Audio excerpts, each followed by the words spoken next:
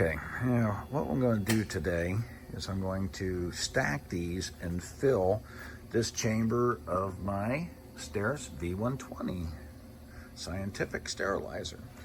What I've done here is I've got some trash in here, and I've got BIs in the bottoms of each of the 4 units that you see here. So what I'm going to do is I'm going to load this thing up, and we're going to run a 30-minute cycle and see what all 4 BIs do at the end. So let me get loaded up and get going. All right, here we go. So we've got 2 in the back, 2 in the front, and as you can see, it's pretty well full.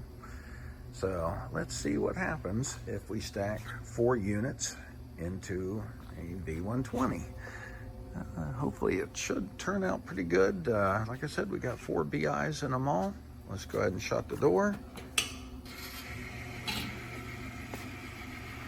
And what I'm gonna do my cycle select. I believe it's this one here, if I'm not mistaken. That's sterilization is 40. That's it. Oh. There we go. So it's a 1-hour cycle with a full load. I believe this one was set for the 40-minute sterilization on there. Let's see what happens. All right, guys. Yeah, the cycle's just about finished. So just waiting on the door to activate so I can hit the button and pull these things out. So as you can see, 4, 3, 2, 1, and we're done. All right.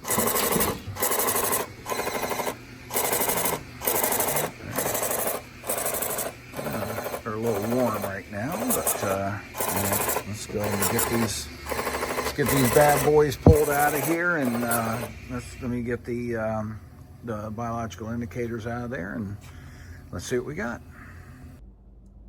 Hey everyone, this is just a continuation from our testing that we did actually 48 hours ago. I had the biological indicators in the dry block from the 4 units that were in the Steris V120 scientific.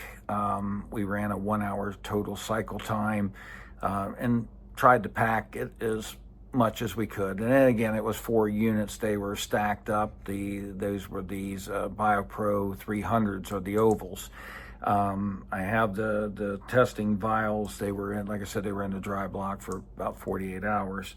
And then this is the results. And of course, this one here is the TB that I wrote, which is the top back one. This is in the very back, and as you can see, purple. Yeah, we got the kill.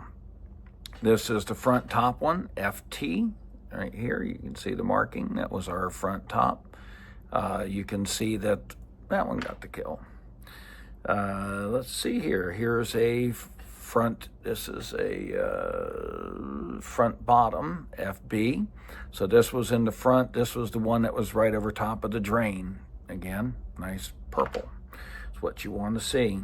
Yep, and then here's our BB, which is our back bottom, which is the all the way in the very back, and the bottom one that was had one stacked on top, and you can see purple, which means that we successfully loaded it as much as we could.